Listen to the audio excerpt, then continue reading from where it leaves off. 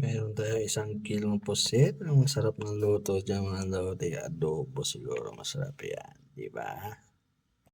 Ganun, nilisa na ni Koloko yung pusit natin. Tanggalin natin yung mata niya at saka yung palikpik na yan para hindi na sasabit na may pagkain natin. Ayan na, tapos na ng paglinis ni Kolokoy.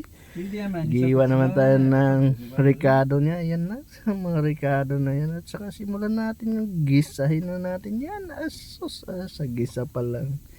Ricado pa lang, parang takam na takam ka na. Ayan na, ay sarap naman yung paggisa na yan. Lagay na natin yung pusit natin. Tsaka timplahan na natin. Lagyan natin pamintas, sili. Ayan na. Tsaka hayaan lang muna natin yan. Patutuyuin lang natin yan. At tsaka ayan na yung kalabasan. Sarap ang bango naman niya. No? Bus na naman yung kanin nito mamaya. Siyempre, paluto na yan. Hindi mawala yung tikiman time. First bite na naman tayo mga lodi. Ayan na, sinubukan niya. Sarap. Bye bye. Thank you.